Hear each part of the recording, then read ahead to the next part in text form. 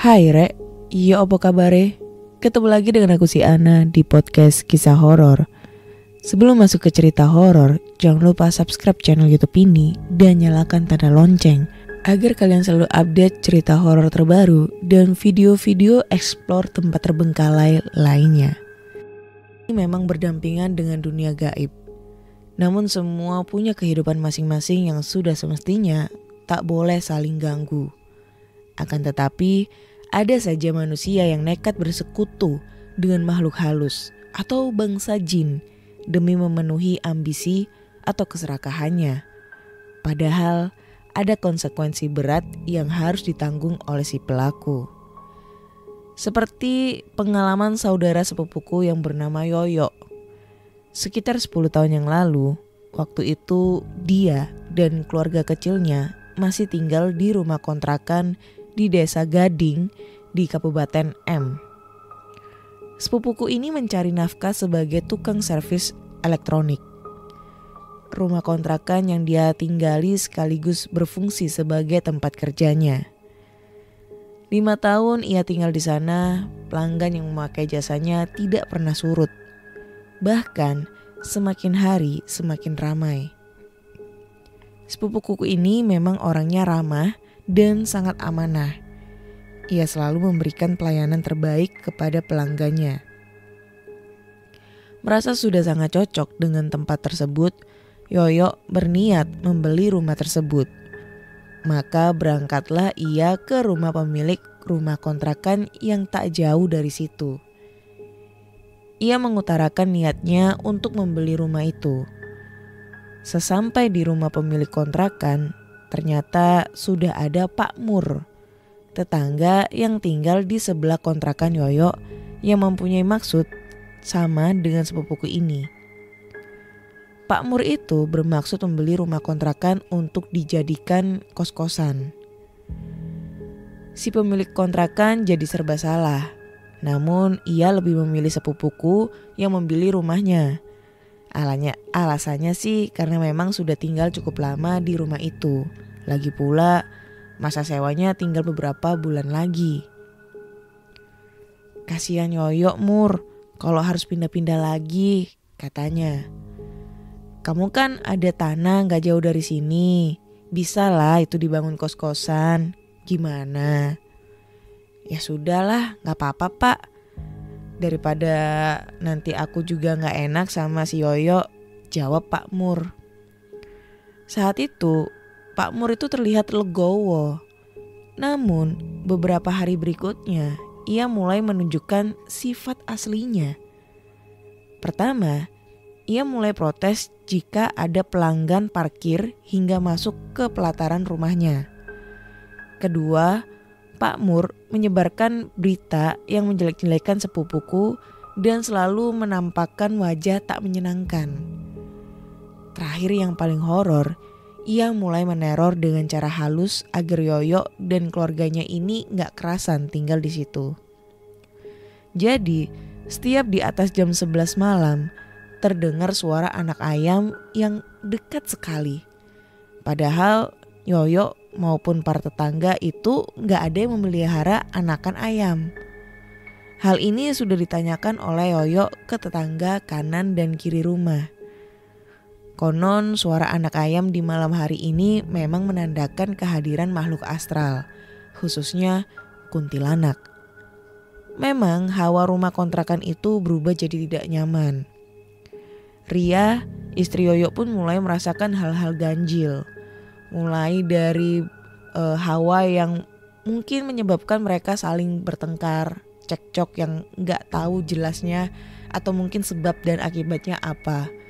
Kemudian anak Yoyo yang paling kecil sering diganggu. Mungkin seringnya itu si anak Yoyo ini lebih suka menangis yang gak tahu sebabnya kenapa. Kemudian kalau di malam hari hawanya itu sangat panas, gerah. Padahal waktu itu sudah mulai turun hujan. Yang otomatis kalau semisalnya logika hujan turun, jadi hawanya ini juga ikutan dingin. Tapi tidak dengan rumah Yoyo. Rumah Yoyo sangat panas. Seakan-akan Waktu malam hari dan posisi hujan itu seperti keadaan di siang hari panasnya. Salah satunya sering terjadi aroma tidak enak di rumah Yoyo. "Mas, kamu mencium bau busuk nggak?"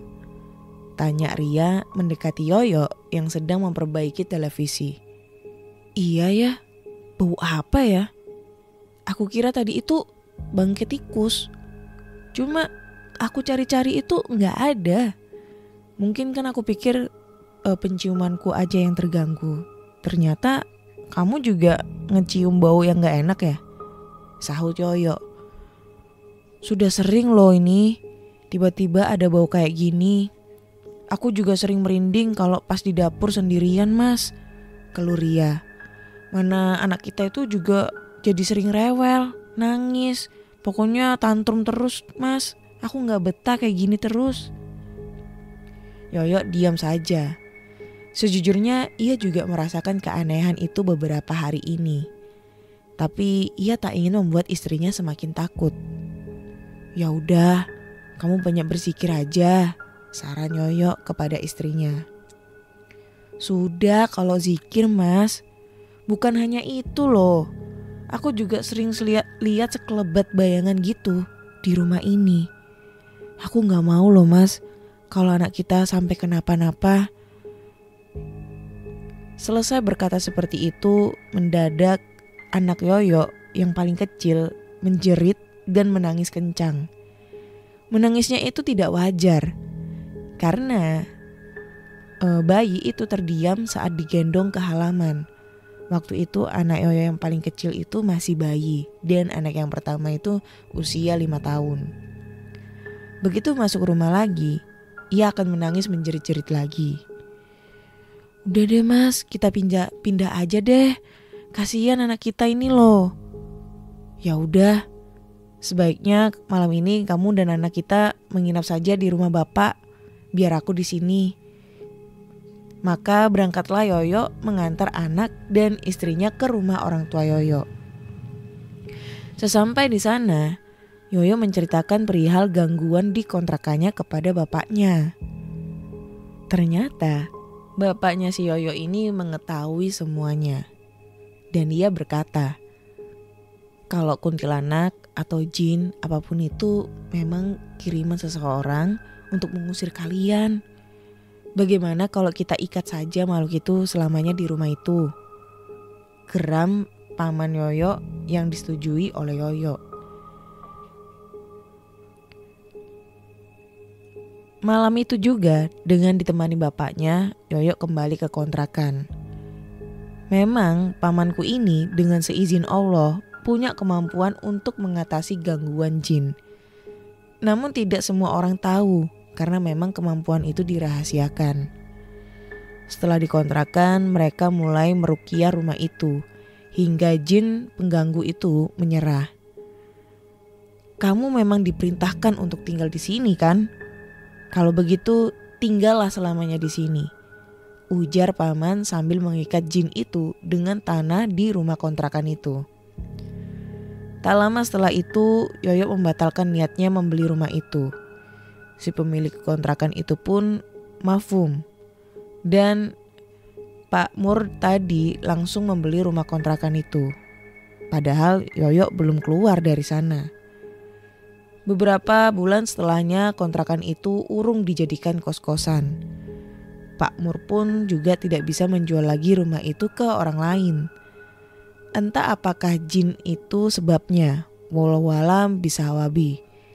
Sekian dulu dan terima kasih sudah mendengarkan ceritaku kali ini.